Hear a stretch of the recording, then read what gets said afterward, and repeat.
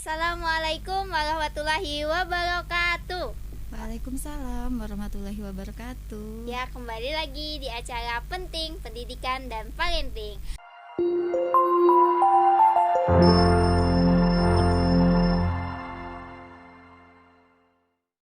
Alhamdulillah hari ini saya ketemu dengan kakak saya gitu ya, ketemu dengan kakak di FB. Yaitu Kak Febrin Nur Aisyah. Saya panggil Kak Febrin aja. Boleh, biar saya jadi lebih mudah. Oke, jadi hari ini kita akan berdiskusi tentang talent mapping. Jadi sebelum kita berdiskusi, saya mau promosi dulu. Jadi Yayasan Al-Ajib ini punya program yang namanya PPAJ. PPAJ itu adalah Pusat Pembinaan Anak Jalanan. Nah, di PPAJ ini tidak hanya donatur yang menyumbang, tapi juga santrinya yang istiqomah setiap hari 1.000. Satu hari 1.000. Nah, jadi kalau teman-teman pengen ikut andil dalam pembangunan PPAJ, bisa langsung transfer ke rekening yang ada di bawah ini, atau bisa menggunakan Kiren ini. Jadi teman-teman tinggal scan. Nah, nanti bisa langsung dikirim uangnya. Dan penggalangan dana ini juga sudah mendapatkan izin dari Dinsos Kota Banjarmasin.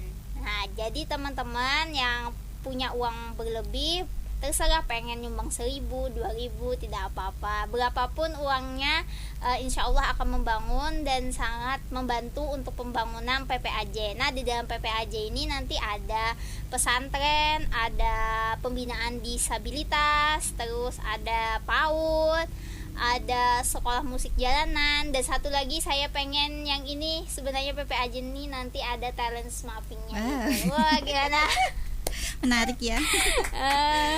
Jadi silahkan langsung aja teman-teman yang ingin bisa koordinasi dengan Abang Algi, nanti bisa ada nomornya di bawah sini, atau bisa langsung ke rekeningnya. Ya sudah, itu saja. Langsung saja ya kita diskusi. Tapi sebelum diskusi, saya ada yang menarik gitu loh dari narasumber hari ini. Narasumber hari ini adalah founder Home Aisyah. Itu apa sih sebenarnya, Mbak? Iya. Home Aisyah ini sebenarnya lahir dari kekhawatiran gitu loh.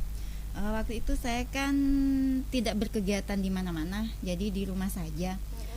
Setelah berhenti kerja itu kan ada panggilan untuk berkegiatan kembali gitu. Tetapi kemudian saya berpikir bahwa saya masih punya tanggung jawab anak di rumah.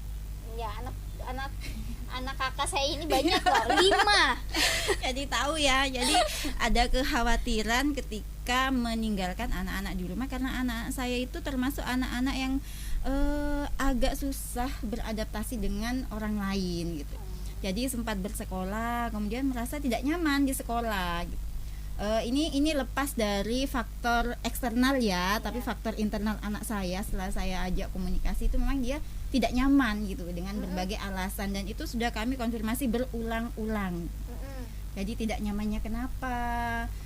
Apakah ada teman yang mengganggu? Apakah ada guru yang begini? Apakah ini kan semuanya bisa dikomunikasikan gitu. Tapi ternyata anak saya kekeh tidak mau. Aku lebih memilih di rumah aja. Katakan kalau di rumah itu belajarnya itu kan kita bebas, gak usah pakai sepatu, katanya. Gak usah pakai sepatu, Gak pakai seragam. Iya, mau ngapain aja bisa. Oh ya udahlah. Jadi dia sempat sekolah sampai kelas 2 SD waktu itu. Nah, karena kami merasa dia bisa bertanggung jawab terhadap apa yang dia sampaikan, akhirnya saya mengambil keputusan untuk mengadakan kegiatan sendiri di rumah. Nah, mengadakan kegiatan itu kita ingin ada wadahnya gitu. Iya. Karena ini namanya kegiatan rumah, jadi saya ambil nama Home Aisyah. Nah, kegiatan kami itu kebanyakan bergerak untuk anak-anak, walaupun berbayar, tapi kita mencoba menularkan bahwa di rumah saja itu juga asik gitu loh. Di rumah saja itu juga bisa belajar. Itu. Nah, ternyata sambutan orang tua itu bagus. Kita sampai setiap ada acara itu selalu melebihi target pesertanya. Tujuan saya mengadakan itu supaya anak saya itu punya teman, punya aktivitas yang bikin dia ketemu dengan orang lain dengan gitu. orang banyak. Iya, karena masalah dia kan tidak mudah beradaptasi tadi.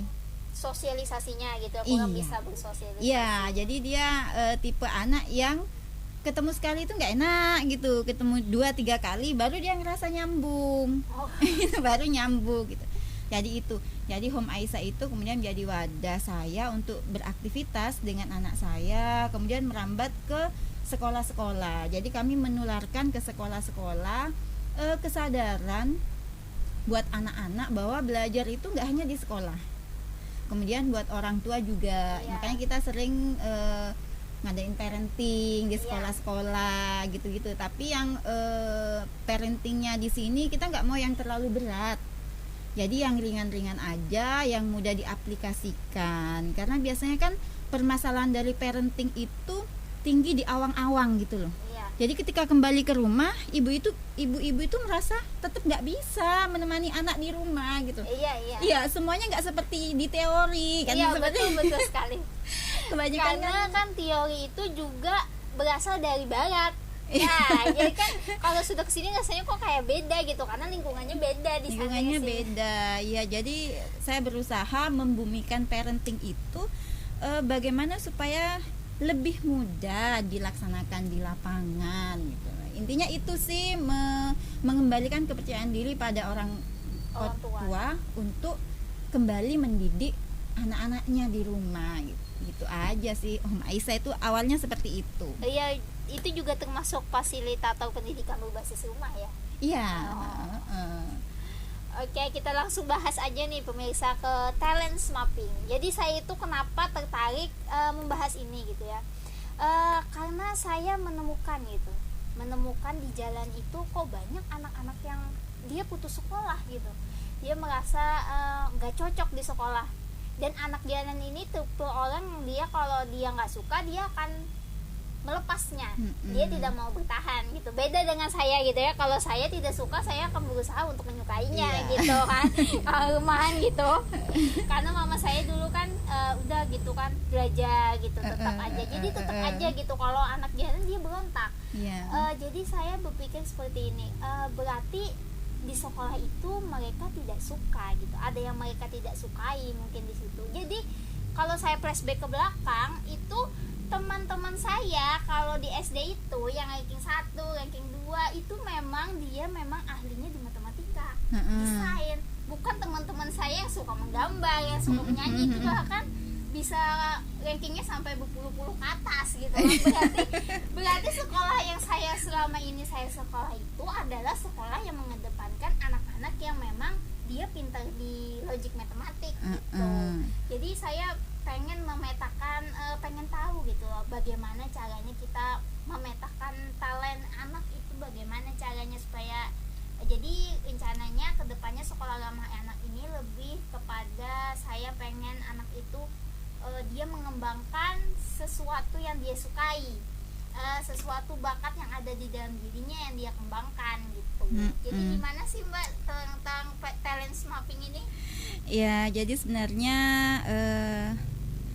Ratna sih. Iya. Ading. Dengan saya itu kita senasib. Kita senasib. Jadi kita sama-sama korban persekolahan gitu ya. Iya, saya pernah baca di tulisan Bapak Heri Susanto ya kalau nggak salah. Hari Santoso. Iya, Hari Santoso. Dia bilang generasi 90-an itu merasa bahwa sekolahan itu tidak berhasil mendidik mereka. Saya merasa loh itu tidak berhasil mendidiknya. Kenapa? Karena memang ada diskriminasi sih saya bilang di situ, karena teman-teman saya yang pintar nyanyi itu bukan itu yang mereka kembangkan, tapi matematika gitu, fisika, harus kimia. mendalami itu ya. Bahkan seminggu sekali itu biasanya yang paling banyak itu matematika itu dalam 1 minggu 4 kali. Jadi kita ini kan sama-sama korban pendidikan formal gitu loh. Di masa-masa itu betul seperti tadi yang Ratna sampaikan, bahwa kalau anak jalanan mereka punya keberanian untuk memberontak gitu. Iya. Sedangkan kita kan tidak punya gitu. Iya. Memberontaknya kalau saya dulu paling-paling membolos gitu kan. Kalau saya nggak Membolos, sampai ya. sih. Kalau saya main seharian. Oh gitu, kalau saya membolos, jadi guru saya tahu itu. Jadi guru saya tahu kamu nggak masuk membolos sih, jadi tahu gitu. Jadi memang saya pun mengalami masa-masa ketika tidak nyaman di sekolah. Hanya beberapa materi pelajaran yang membuat saya nyaman. Kemudian juga kan ada, selain motivasi pribadi kan ada faktor eksternal ya. Kita bicara ini karena saya bicara seperti ini karena kan kita belum tahu bakat gitu. Iya, loh. iya, iya, Belum tahu betul. bakat saya apa gitu. Saya hanya taunya saya suka pelajaran ini ketika gurunya ini. Mm-mm. Misalkan fisika ya. Iya. Fisika saya suka fisika ketika ngajar Pak Didi gitu. Ketika Pak Kalau Didi kalau bukan Pak Didi nggak suka gitu iya, ya. kalau Pak Didik yang ngajar, kenapa mudah masuk gitu? Iya. Nilai saya bisa 8 ke atas. Iya. Ketika ganti guru, sama-sama fisika nih, Iya. itu kayak nggak masuk-masuk gitu. Oh, iya. Nah itu kan mempengaruhi. Berarti guru juga mempengaruhi gitu ya. Betul. Jadi cara mengajar guru itu juga mempengaruhi. Nah kemudian ketika kuliah gitu, kuliah pun sama seperti anak kebanyakan lainnya ya. Saya kuliah itu bukan karena saya tahu pasti bahasa ambil jurusan ini karena saya memang suka. Tidak, Iya. gitu. Tidak. Jadi saya ambil jurusan ini karena saya nggak diterima di jurusan yang lain gitu. Wah, iya itu banyak kasusnya teman saya kayak gitu. Iya, jadi pas mentok udah terakhir tuh didatangi teman, daripada kita nggak kuliah, kita kuliah ini yuk. Iya. Oh iya. Jadi kita kuliah gitu. Jadi benar-benar saya itu ketika sekolah mungkin salah sekolah gitu ya. Iya. Ketika kuliah salah jurusan gitu kan. Ketika kerja kemudian salah kerja lagi, tempatnya nggak sesuai. Nah itu baru saya renungi lebih dalam ketika saya mengenal talent mapping gitu. Awalnya mengikuti talent mapping itu kembali lagi kepada tadi basic saya sebagai ibu rumah tangga gitu. Saya merasa perlu untuk memahami anak-anak saya. Iya. Nah, memahami anak-anak itu ternyata tidak cukup kita hanya hadir sebagai teman. Kan dunia kita berbeda nih dengan anak-anak. Jadi anak-anak tidak cukup hanya kita memahami saja gitu. Jadi kita harus tahu bagaimana caranya berkomunikasi dengan mereka. Nah, di talent mapping gitu. Di talent mapping ini kan kita kemudian mengenal bakat kita, mengenal gaya komunikasi kita. Nah, ketika kita sudah mengenal, sudah tahu, kita udah sadar bakat gitu, udah tahu bakat diri kita sendiri, kita menyadari, kita bersyukur. Dari situ kita bisa mulai mengamati bakat anak-anak kita.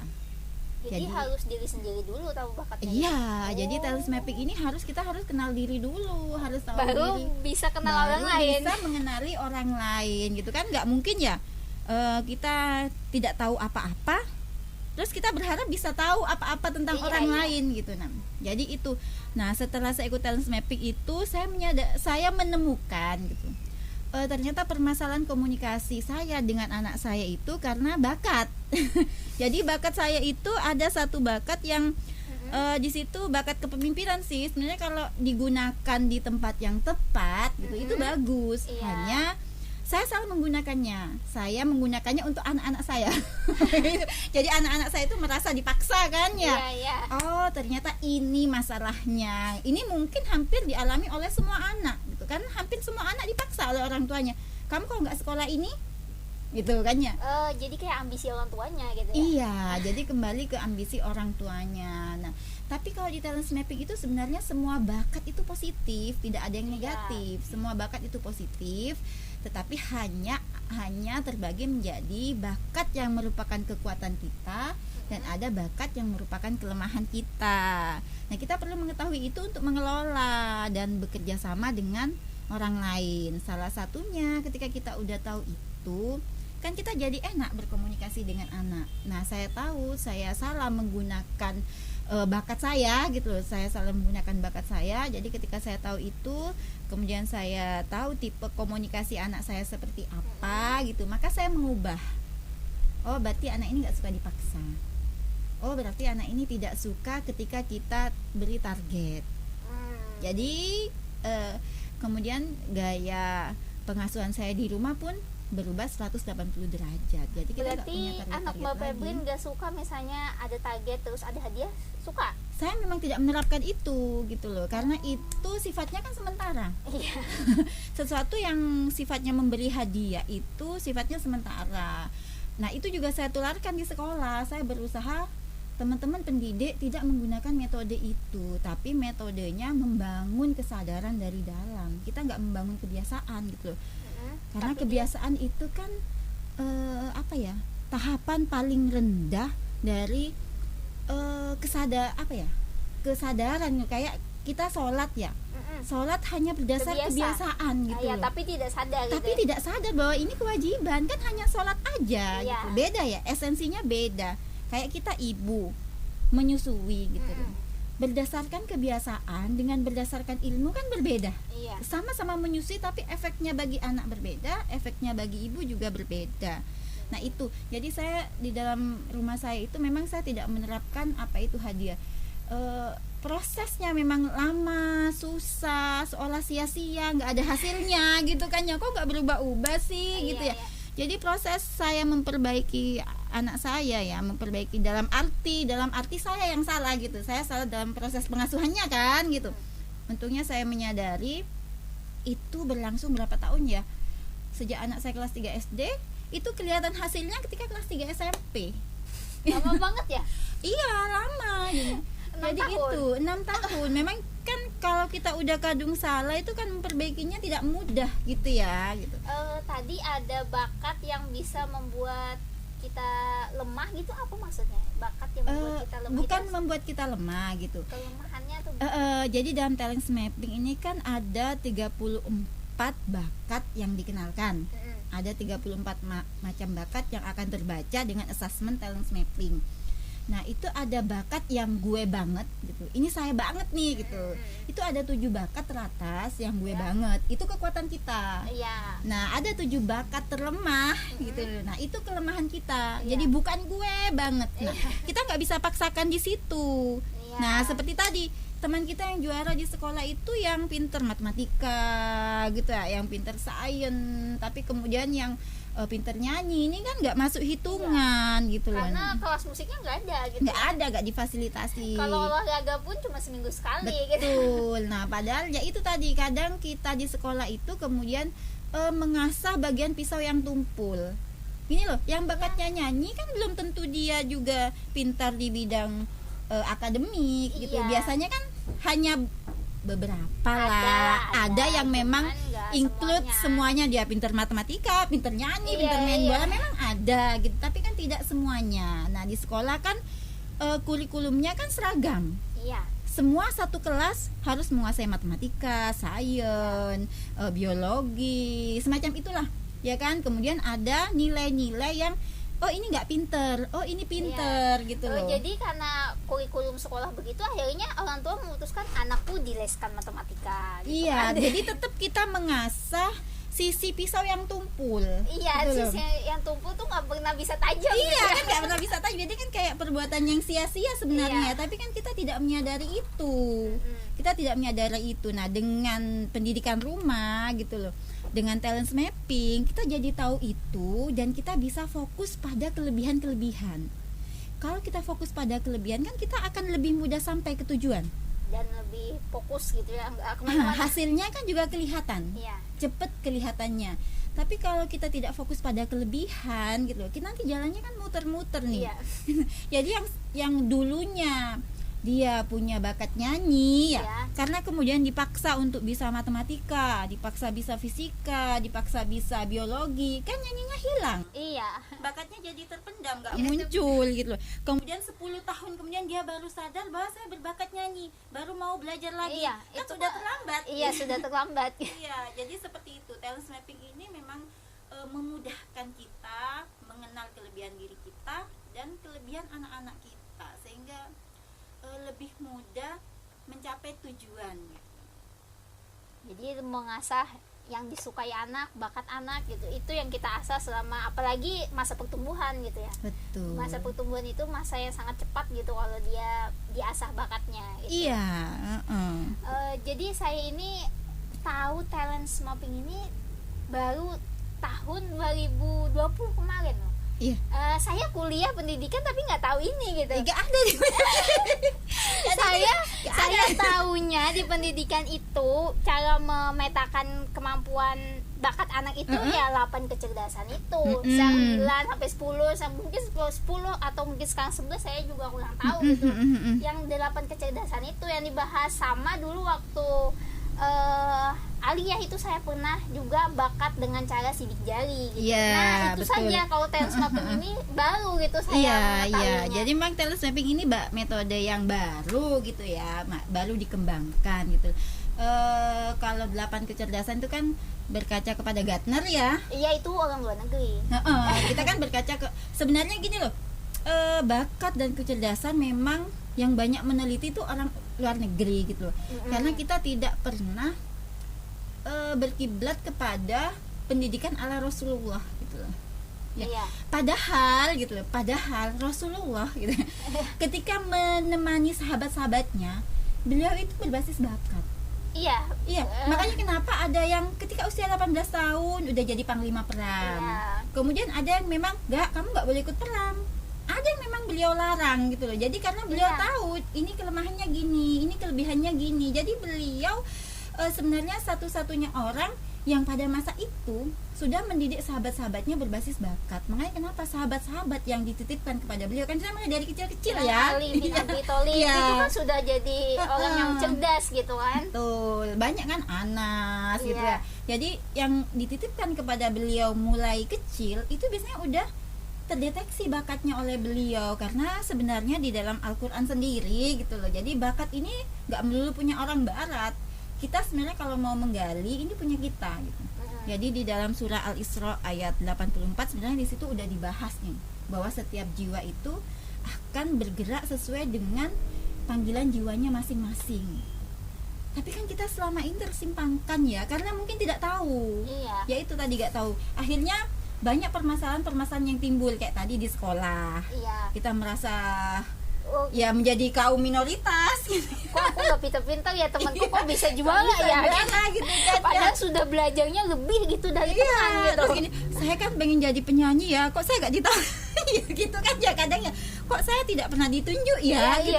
Iya. Saya kan bisa baca puisi, saya merasa bisa misalkan Iya. ini ya, tapi kok aku nggak pernah ditunjuk, yang ditunjuk pasti itu belum tentu orang yang berbakat, karena ternyata kemudian sekarang mereka nggak muncul gitu loh. Iya. Kalau itu bakat kan muncul Mm-mm. ya gitu. Jadi kebanyakan seperti itu.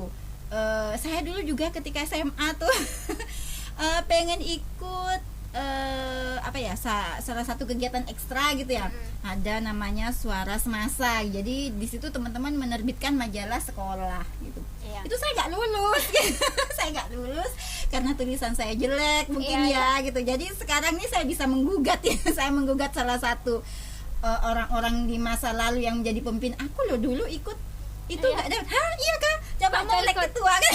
Colek ketua. Jadi kan sekarang kita kan, saya sudah menerbitkan 4 buku nih. Iya. Walaupun kolaborasi ya dengan teman-teman ya, tapi itu juga bukan karena bakat saya, karena bakatnya itu abu-abu.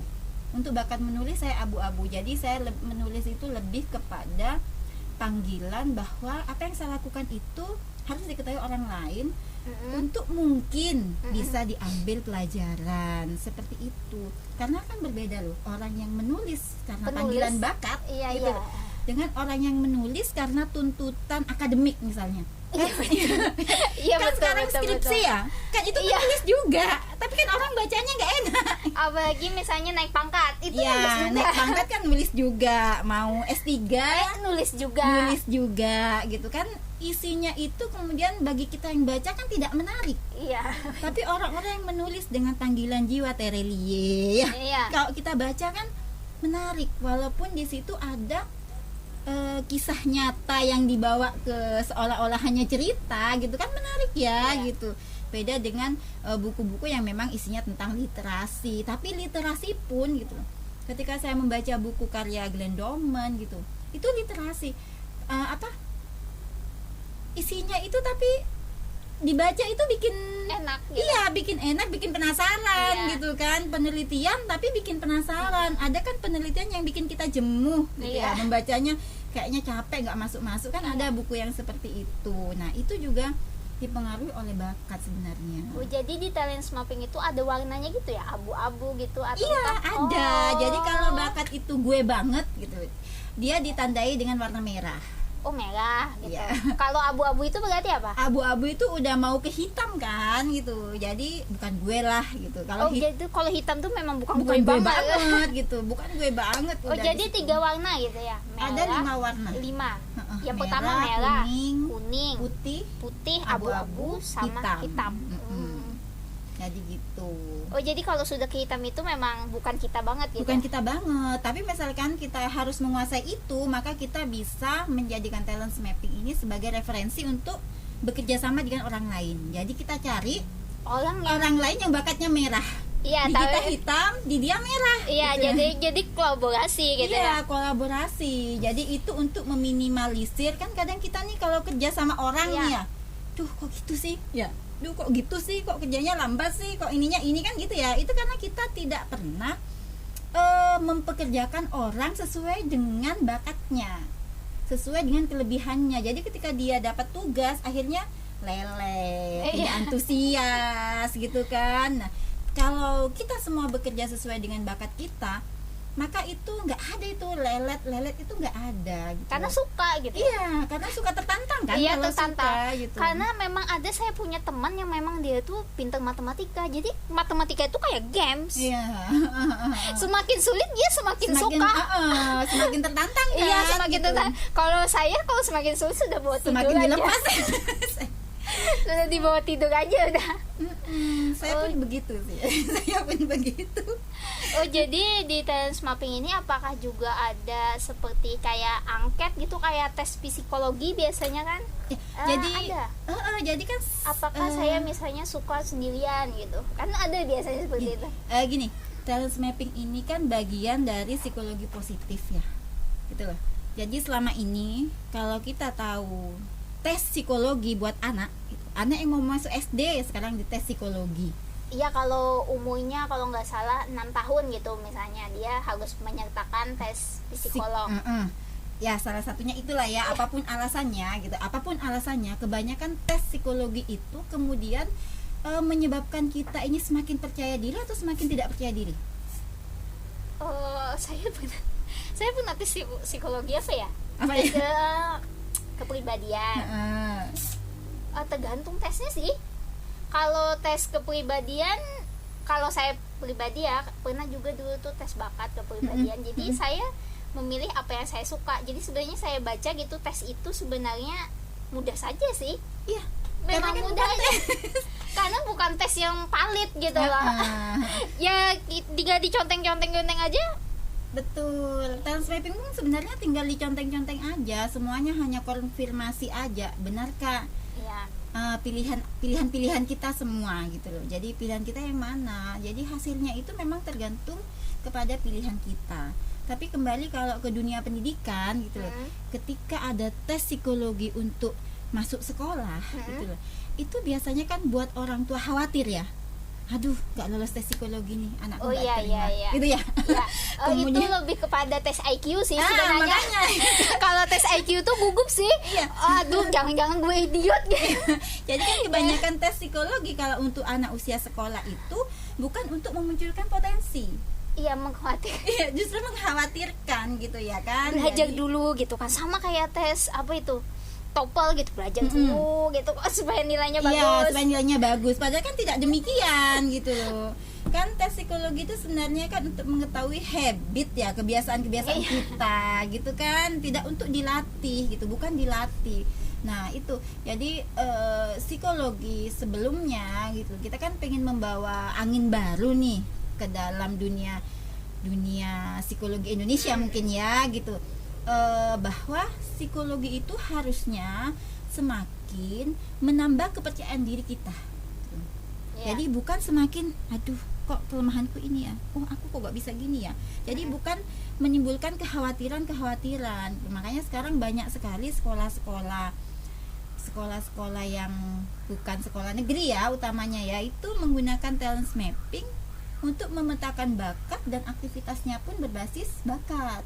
Biasanya Sesuai sekolah bakatnya. alam, sekolah alam, kemudian homeschooling itu menggunakan talent mapping. Jadi kalau kita dulu ketemu guru BP itu biasanya karena kita bermasalah. Iya. Jadi kalau sekolah-sekolah ini mereka punya guru BP bukan karena anak-anak bermasalah, tapi justru untuk memunculkan Bakatnya, kelebihannya.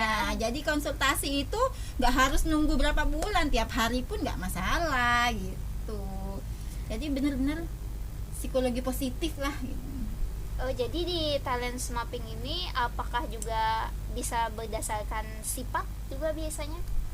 Misalnya kan ada nih orang nih biasanya nih suka bicara di depan umum gitu kan. Itu kan kepribadian ya, saya pernah belajar gitu 4 kepribadian. Misalnya kloris kan dia bisa memimpin gitu kan. Kalau melankolis dia rapi biasanya gitu. Apakah di talent mapping juga ada seperti itu? Oh iya, jadi dengan talent mapping kita bisa tahu itu. Kan di talent mapping itu tadi ada bakat sifat ya, ada 35 bakat sifat. Nah, yang disebutkan tadi tuh di talent mapping tuh lebih detail gitu loh. Jadi orang-orang yang berbakat communication, maka dia akan lebih mudah menyampaikan segala sesuatu dengan kata-kata gitu.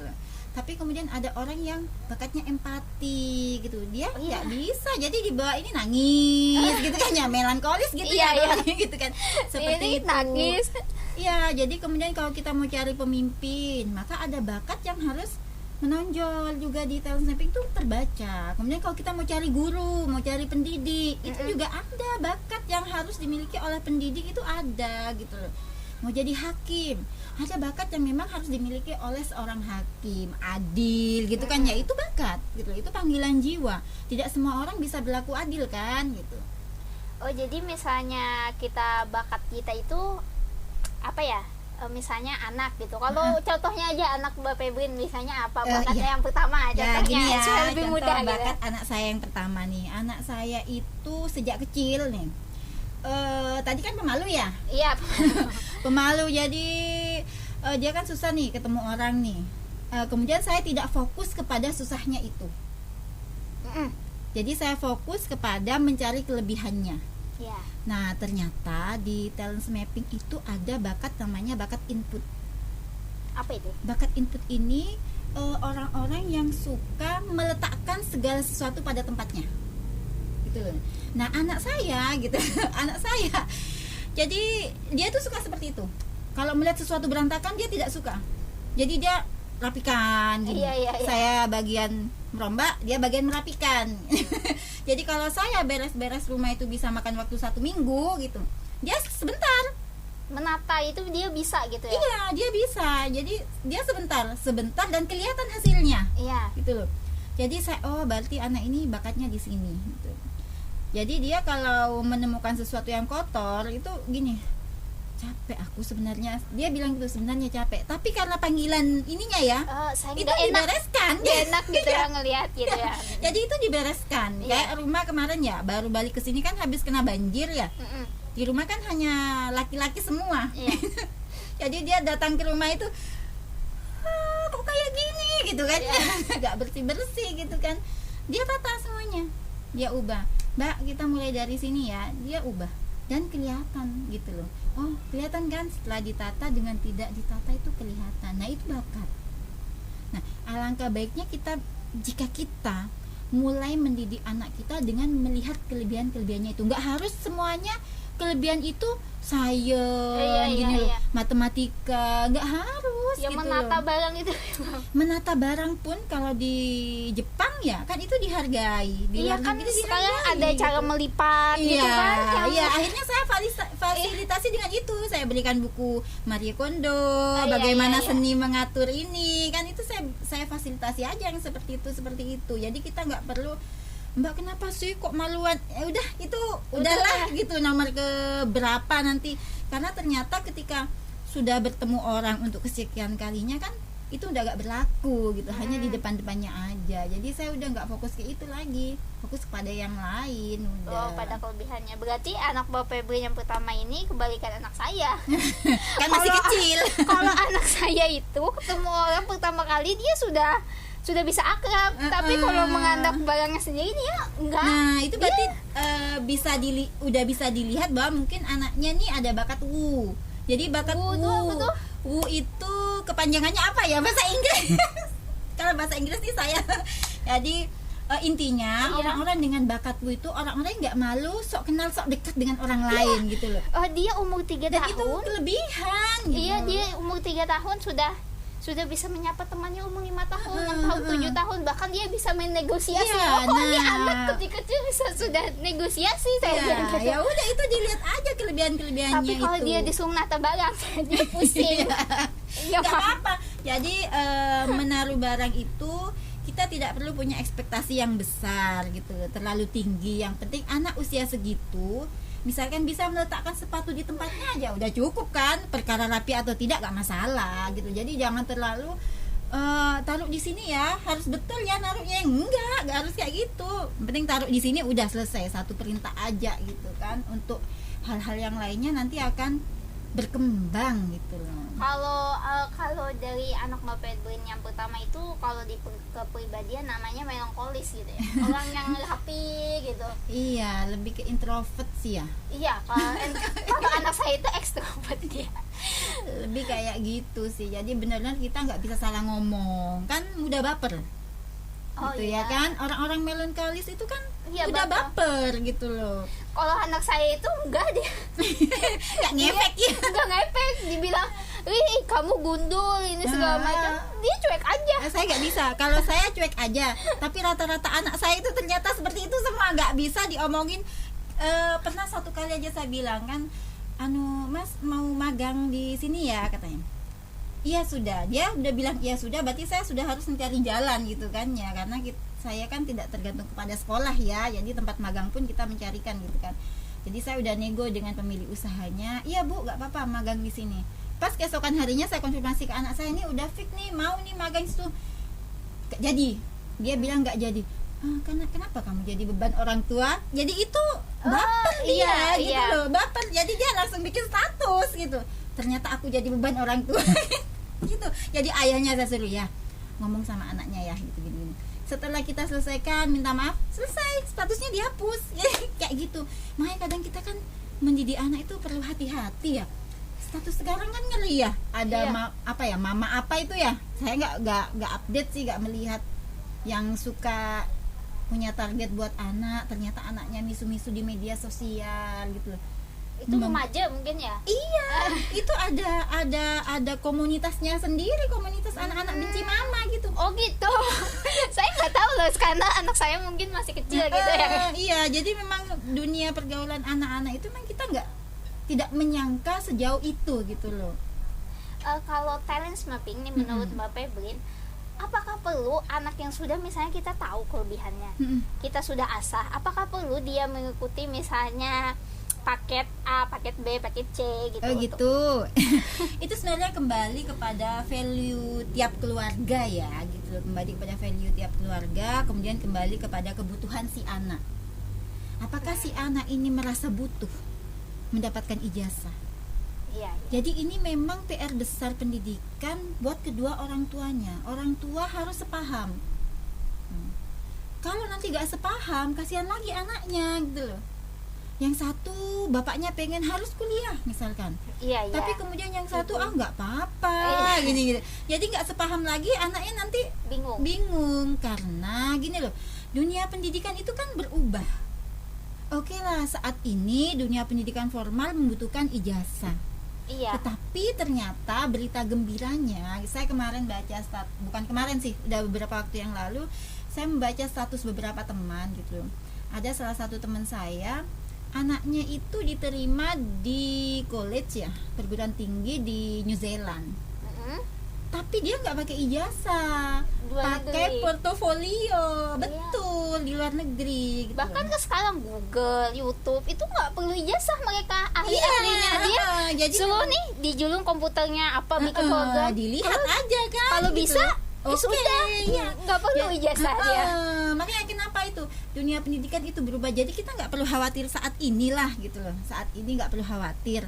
Karena dunia pendidikan 10-15 tahun ke depan Indonesia pun pasti akan mengikuti. Tapi kita nggak nunggu lama-lama. Kemarin anak kawan saya ini ya, di Indonesia pun diterima di Poltek Jember sama di Unmu Malang. Itu nggak pakai ijazah, hanya dia pakai portofolio. Oh, jadi dia disuruh bikin portofolio gitu. Jadi portofolio itu bikinnya nggak bisa mendadak, bukan mendadak ya. Jadi memang karena sudah value keluarga ya.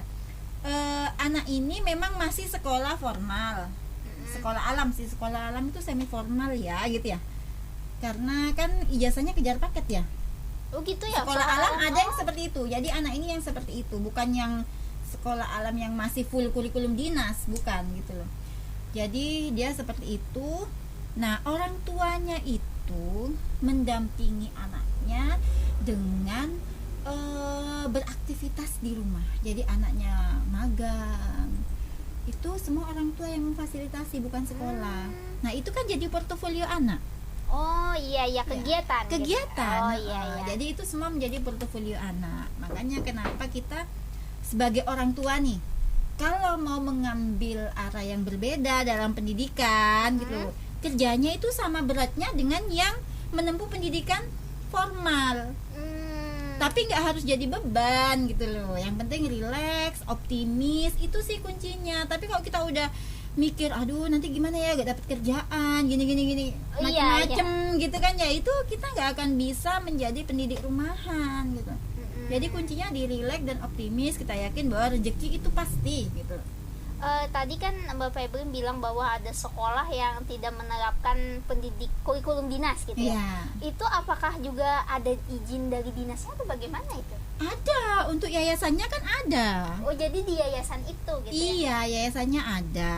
Tapi biasanya gini loh, menerapkan kurikulum diknasnya itu dibagi. Kurikulum dinas misalkan 40%, kemudian kurikulum pribadi 60%, lebih banyak. Seperti itu biasanya.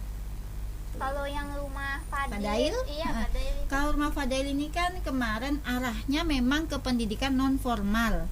Jadi saya nggak mau formal karena capek kalau formal itu gitu. Jadi ke non formal. Jadi kita hanya memfasilitasi macam-macam aktivitas yang disukai oleh anak-anak.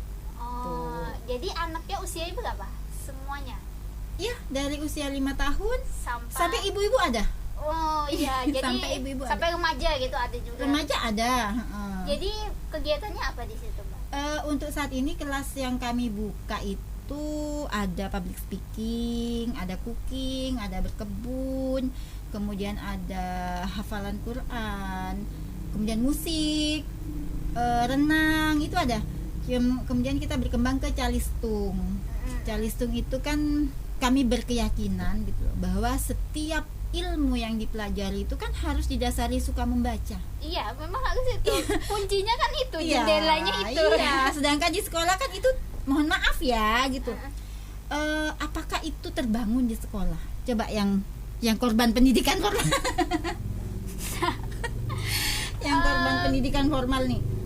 Dulu kalau saya belajar calistung itu, saya belajar sendiri. Mantap. Enggak pakai guru les. Jadi cuma di sekolah gurunya mengajarkan kayak gini. Saya belajar sendiri di rumah gitu. Jadi saya ini memang korban sekolah. Cuman saya ini gimana ya, orangnya saya nggak suka gitu dengan ini. Tapi orang tua saya suka. Jadi saya ngambilnya jalan tengah. Jadi waktu SD itu gurunya bilang, "Ratna, kamu belajar ya." Saya nggak belajar. Saya dari zuhur sampai maghrib itu saya main. Tapi kalau malam saya kalau ada PR saya kerjakan. Walaupun hasilnya tidak memuaskan gitu. Kan tidak memuaskan bagi mereka. Iya, tidak memuaskan. Sudah saya melakukan yang terbaik. Tapi ternyata saya efeknya gitu. Ada efeknya loh, Mbak. Ternyata saya itu bermain itu dari TK sampai SD kelas 6 itu ada efeknya ternyata. Jadi ketika saya SMP itu saya nggak mau main lagi. Saya merasa sudah bosan gitu main. Jadi saya waktu SMP itu teman saya pergi ke tempat wisata sama teman-teman saya sudah nggak tertarik. Bahkan saya lebih suka belajar, baca buku. Jadi prestasi saya itu meningkat di sekolah waktu SMP. Sampai kuliah. Waktu SD itu nggak ada sama sekali. Berarti nggak masalah ya. Nah, perbedaannya dengan pendidikan sekarang ya. Pendidikan sekarang kan orang tua itu nuntutnya dari awal anak-anak sudah pintar. Nah, kalau untuk saya itu nggak pernah nuntut, bedanya itu. Iya, jadi zaman kita itu untungnya masih ada untungnya orang tua masih mengizinkan kita banyak bermain. Iya kalau Ya. sekarang. Itu untungnya. Tapi kalau anak sekarang kan kalau bisa nggak keluar dari rumah, di dalam rumah aja bermainnya game gitu kan ya. Jadi berbeda, dunianya berbeda, betul. Tetapi namanya kebutuhan fitrah itu nggak bisa dilawan. Jadi fitrah anak usia 0 sampai 10 tahun dia memang harus banyak main gitu loh. Nah makanya teman saya itu bikin sekolah, dia mengambil siswa di atas usia 10 tahun. Kegiatannya apa di situ? Nah itu yang harus digali lebih lanjut nanti. Iya. Jadi di atas 10 tahun, di bawah 10 tahun dia bilang puasin dulu mainnya. Iya betul Jadi betul, gitu. betul. Tuh itu yang harus diperbaiki sih. Oh jadi masih banyak sekali yang perlu saya pelajari tentang talent mapping ini. Ya, ya. Alhamdulillah gitu ya. Makasih banyak gitu Bu Kak Febri mau datang ke sini, Sama-sama. sudah sharing sama kita semua. Saya pengen lagi satu kali diskusi dengan Mbak Febri tentang pendidikan fitrah gitu. Karena saya ini baru tahu loh tentang pendidikan fitrah. Saya tahu pendidikan berkarakter itu sudah lama banget gitu. Iya. Yang pendidikan fitrah ini adalah pendidikan bagaimana saya belum tahu gitu ya. Nanti kita akan bahas lagi dengan Kak Febri. Sampai di sini dulu. Acara penting kita, pendidikan dan parenting solution of life. Terima kasih. Wassalamualaikum warahmatullahi wabarakatuh.